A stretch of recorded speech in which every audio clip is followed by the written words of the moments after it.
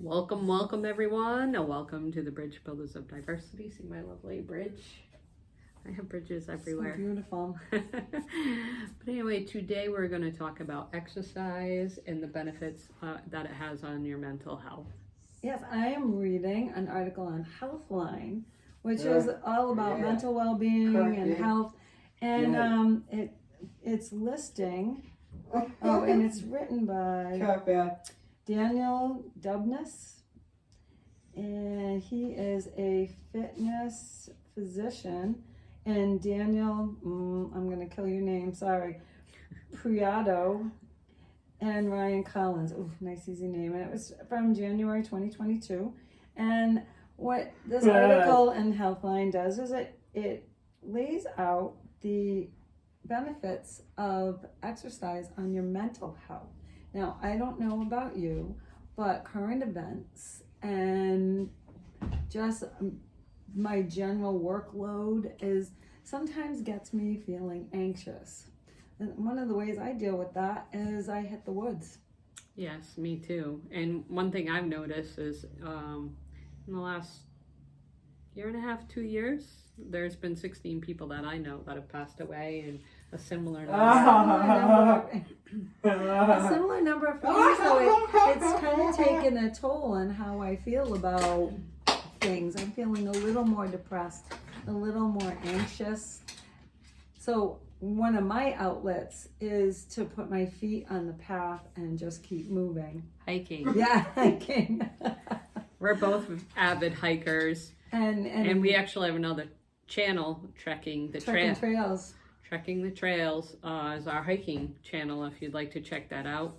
Oh, I highly recommend it, especially if you can't get outside. I feel like maybe we can take you with us vicariously, and you can see some of the nature that we experience. Yeah. But we just started that, and we're just uploading videos, so there's not a super lot on it yet, but there will be soon. Stay tuned, more to come. Yes. But how does exercise impact the brain? One of the things that it does for you is it releases neurotransmitters, and that improves your mood. So do endorphins and endocannabinoids, if I'm saying that right. So some of the things that your brain is producing when you're exercising is dopamine. And dopamine plays an important role in how you feel pleasure.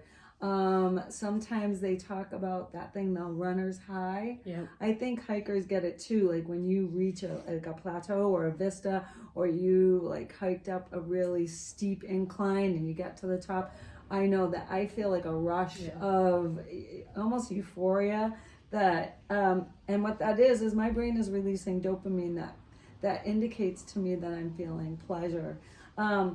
It also promotes neuroplasticity, which is super important for preserving cognitive function. But as your heart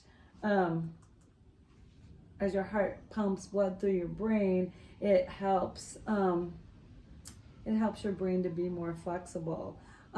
Also, learning something new, going somewhere new. I know that I tend to go the same place, the same route. So every now and then I'll just flip the script and I'll just walk the reverse way around, or I'll try to hit some new woods, someplace I'm not super familiar with. Like sometimes I'll drive up to see Sherry and she'll take me to her spot.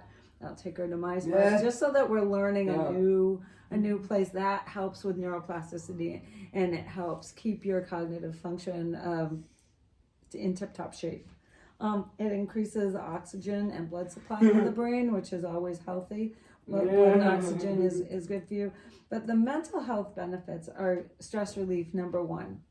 That's number one. When there's a lot on my mind, I make sure that I carve out some time to hit the woods, even if it is that same old trail. And there's just something about being one with Mother Nature. It is. Outside is ideal, but if you are in a place where you can't get outside, I recommend a pool, an exercise bike, a gym if you have that available to you. If not, maybe even just cranking up the music and doing some dancing. I know that always improves my mood, especially if I have a lot of housework or something I don't want to do, like scrub the kitchen floor. And exercise is critically important also for people with disabilities. Right, and one of the things that then it does is improve your mood. And people with disabilities are prone to poor self-concept and anxiety and low self-esteem. So when you're pumping up that mood and you're getting that blood flow and that oxygen to your brain, it does improve how you feel. Another thing it does is it promotes better sleep. And there's been a lot of research lately with sleep and weight loss, sleep and mood, sleep and cognitive function. So sleep is critically important.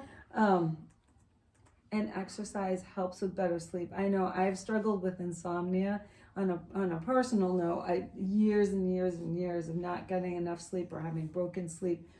Regular exercise has been one of the things that has really improved that situation. So we're on the upswing now. But even though exercise is good for sleep, it's not good to exercise before you're going to bed. So you want to exercise earlier. Exactly, because all of the things that elevate your mood, they're also alerting. Like increased blood supply to your brain, increased oxygen to your brain. Those are alerting and will make it more difficult for you to unwind and go to sleep. So yes, while exercise is good for sleep, exercise right before sleep is not good for sleep. We talked about improved cognitive function, so it improves your memory. Exercise and depression, this is a topic near and dear to my heart. If you're feeling depressed, one of the things that really, really helps turn that depression around is regular exercise. And please reach out and contact suicide prevention if you are feeling thoughts of self-harm. I'm not going to tell you to hit the trails then. I'm going to tell you to reach out to a professional if you're feeling suicidal. But if you're just feeling low and your mood hasn't been the way it should be, 20 minutes of aerobic exercise at minimum of 3 days a week will really help to improve that mood. And there's research behind it. Mm-hmm. This one was interesting to me too. Exercise and attention deficit hyperactivity disorder, otherwise known as ADHD.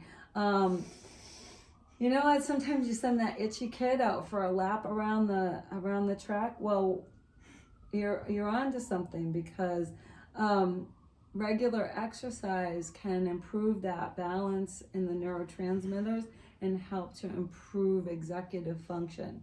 So exercise is a great outlet for people with ADHD. I know they tend to like being sedentary and being away from people, but get outside and get some exercise. Or if you don't want to get outside, if the weather is not cooperating with you, again, jumping on an exercise bike, cranking up the music and dancing around, or even doing like treadmill. An online treadmill. Dancing in your living room. Yep, those things are all going to improve your executive function. If you have a weightlifting gym in your house, there's all kinds of different things you can do even in your house. Tons and tons of things, but remember, you're going to get that heart rate up and be aerobic, and you're going to sustain that for 20 minutes, and that's when you start to feel the benefits. 20 minutes of aerobic activity 3 times a week is like a common theme when you're talking about beneficial exercise. Now, this one's a good one because we've been talking a little bit about feeling anxious. There's something called generalized anxiety disorder, which is defined as experiencing excessive anxiety or worry most days for at least 6 months. So, and the symptoms include restlessness, fatigue, irritability, and my old nemesis, sleeplessness. One of the things that relieves the symptoms of general anxiety disorder is regular exercise. 20 minutes aerobic exercise, a minimum of 3 days a week, has been known to improve and relieve those symptoms of fatigue, restlessness, irritability, and sleeplessness. And if you have a family member with disabilities in your family, remember to look for accessible trails. Where we live, there's a lot of bike trails that you can walk on that are tarred.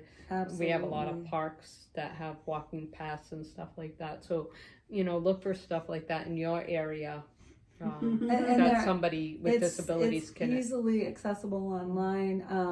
I usually Google handicap accessible trails or handicap friendly. Even sometimes if you Google child friendly trails, I know on the All Trails app, if you put in child friendly, a lot of times they will lead you to groomed trails or trails that are paved. Also, you can, if you're someone with a mobility impairment, you can get a wheelchair on those trails a lot of times. So you can get outside and get some of that benefit from the outdoors and aerobic exercise. This was interesting to me. Exercise and bipolar disorder. That's a bipolar disorder, if you're not familiar with it, is a mental health condition that causes unusual shifts of mood and energy levels. It impacts the ability to concentrate and may impact your ability to complete everyday tasks. Exercise helps to regulate those moods and may elevate a low mood or even out like a manic episode or an over aroused state. So again, the benefits of aerobic exercise is amazing, and it can keep your weight down and help with self-concept and self-image. And that's all from Healthline, right? This is all from Healthline. We'll post the reference We will. In the description. This is an interesting one. Post-traumatic stress disorder, or PTSD, is a condition that's been getting a lot of press and a lot more awareness. People living with PTSD often experience bad dreams, frightening thoughts, flashbacks associated with their initial trauma experience. Exercise has become a common complementary treatment. So, what it does is it helps to even out those brain chemicals and help manage the flashbacks and the nightmares, and it helps with sleep, which is a common disrupted sleep is very common for people with PTSD. See, that's Nathan singing and dancing in the background. He exercises all day long, whether he's on the swing. He's dancing now. I wish you could see it. He's so cute. He's really, really enjoying himself, and he's getting that aerobic activity and elevating his mood. If you can hear, he's laughing. So his mood is elevated. So here's some tips for developing a healthy exercise plan. Find an ideal time of day, which speaks to what you were talking about. Try not to exercise right before you should be going to bed. And find a time where you're not going to get interrupted and your exercise plan isn't going to be thwarted. And some people exercise on their lunch break. So if you don't have time or you get out a little later and you're able to clock out during your lunch break, go for a walk. Absolutely, especially if you can find a nice safe place outdoors. Or I know my cousin sometimes works in a big building, so sometimes on her lunch break, if it's too hot or it's pouring rain, she'll run up and down the stairs just to get her heart rate up for that 20 minutes and improve her mood. And she said her afternoons are so much less stressful because she's able to get that exercise in during her lunch break. And set an achievable goal. Again, they're saying a minimum of 20 minutes 3 times a week, but you can work up to that 20 minutes if you're not somebody who's accustomed to long treks in the woods or running stairs. Start with 10 minutes, start with 5 minutes. Anything is better than nothing, because you're still going to feel those benefits. You're going to feel better, so you're going to want to do more because you're going to release that dopamine that makes you want more. I like this one. Find something that you enjoy. So choose exercises that make you feel good and try to have fun while doing them. I know that I brought friends that I want to encourage to exercise to the Y, and they haven't felt terribly comfortable, or they really prefer inside versus outside. Find the exercise that you like. If it's dancing, awesome. If it's riding your bicycle, terrific. Swimming, whatever you like, as long as you're getting your heart rate up and you're breathing and getting more oxygen. And this is another one I really like. Find a friend to go with. what they call it, a workout buddy, somebody to keep you honest, or an accountability group. Absolutely. That's one of the things that we're trying to do, is to get people together to go out on hikes and enjoy some of this nature. Again, it's an accountability group. I've set a date. I've got and a place and a time, so I am accountable. I have to show up. Right. And then this one suggests a personal trainer, but that's something that's not always affordable. But a personal trainer will help you find exercises that you can do without getting injured, and they'll help you stay safe. The outdoors is free. It sure is. Yeah, a personal trainer isn't something that everybody can afford, but 20 minutes. Share, subscribe. I was going to say 20 minutes of aerobic activity 3 times a week. It will improve your mood and your overall health. But if you like our content, if you can't do that, like, share, and subscribe, even if you can do that. And if there's something that you would like to hear about, we're here to build bridges of understanding for everyone. So drop us a comment down comment. below. We would love to look it up, find you a resource. And don't forget to check out Healthline. There's lots of great tips in here of how to get started with exercise and the benefits of doing so. Yeah. So like, share, and subscribe. My name is Roberta. I'm a special education teacher. This is Sherry. She's a mother of the amazing Nate down syndrome. All right, smash all those buttons, guys. We appreciate you. We'll see you next time. Bye-bye.